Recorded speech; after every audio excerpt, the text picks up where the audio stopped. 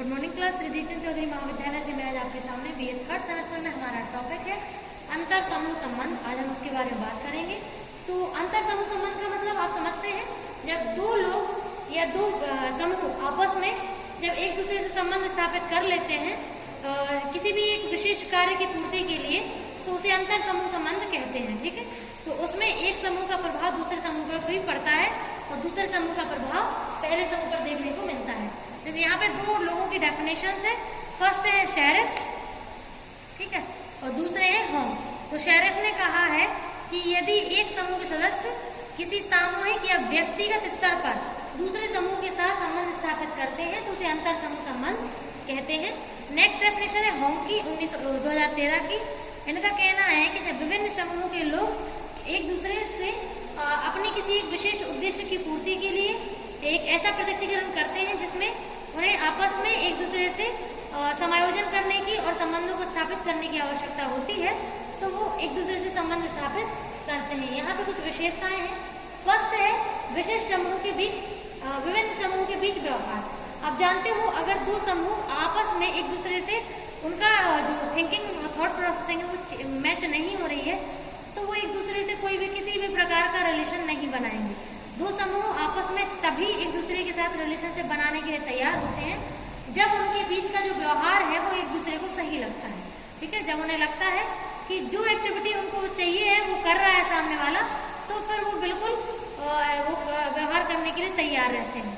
ठीक है, लेकिन अगर जब मान लीजिए जब उनको ऐसा लगता है कि वो उनका ग्रुप थिंकिंग मैच नहीं कर रही है, तो और या फिर उनको एक दूसरे से प्रॉफिट नहीं हो रहा है या लेन देन में जो समस्याएं हैं वो आ रही हैं, तो फिर वो समूह तोड़ने का प्रयास भी करते हैं। ठीक है, नेक्स्ट है धारण, यानी कि जो अंतर समूह होते हैं या तो उनके अंदर धनात्मक या सकारात्मक भावनाएं होती हैं, ठीक है, या फिर नकारात्मक, यानी कि दो समूह एक दूसरे से अगर संबंध बना के रखते हैं तो या तो वो एक दूसरे को प्रॉफिट देना चाहते हैं, एक दूसरे के साथ हेल्दी रिलेशनशिप बिल्डअप करना चाहते हैं ताकि वर्क में प्रॉफिट हो, या फिर ऐसा भी हो सकता है कि एक दूसरे से बहुत ज़्यादा नफरत करते हो, नकारात्मक संबंध हो आपस में, फिर भी एक दूसरे के साथ रह रहे हैं। ठीक है, वो चीज हो जाती है। नेक्स्ट है समूह के बीच भावना, या तो विद्वेष होगी, ठीक है, द्वेषी भावना होगी या प्रेम। ठीक है, तो समूह जो होते हैं जिनके बीच में अंतर समूह होता है, वे समूह या तो आपस में बहुत अधिक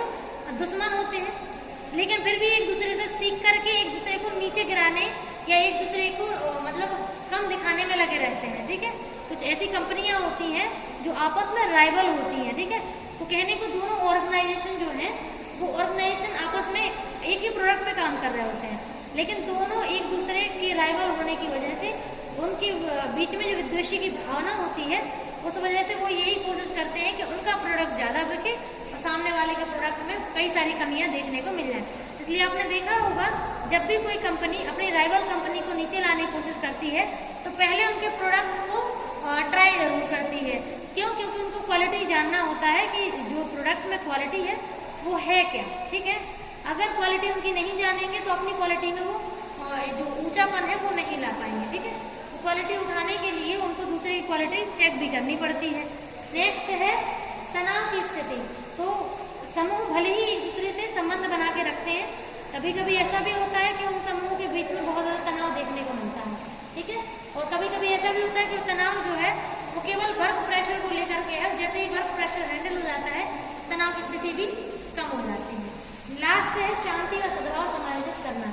तो अंतर समूह जो है, जब दो समूह आपस में किसी भी बिजनेस के लिए या पर्सनल लाइफ के लिए या कोई भी एक फॉर्मेट पे जब एक दूसरे के साथ रिलेशनशिप बिल्डअप करते हैं तो उनको मोस्टली कोशिश यही करनी चाहिए कि वो दोनों समूहों के बीच जो है अगर लॉन्ग टर्म रिलेशनशिप चाहते हैं तो फिर उनको बहुत ज़्यादा पेशेंसली काम करना पड़ेगा, जो भी कमियां हैं उनको आराम से ख़त्म करनी होगी। तो ये सारी चीज़ें उनको समायोजन जो है वो निर्धारित और समायोजन बना के रखना पड़ेगा। ठीक है, अब बात करते हैं अंतर समूह संबंध के सिद्धांतों की। तो यहाँ पे कुछ 3 जो पॉइंट है सिद्धांतों के रूप में दिए गए हैं। पहला है संपर्क परिकल्पना, यानी कि जब दो समूह एक दूसरे से रिलेशनशिप बिल्डअप करते हैं तो उनकी मोस्ट कोशिश क्या होती है कि उनके जो पहले से कोई ये परिकल्पना बना लें, ये कल्पना करके रखें कि जब वो समूह से संबंध बनाएंगे या फिर किसी भी बिजनेस फील्ड में जब उतरेंगे साथ में, तो उन संबंध हो सकते हैं।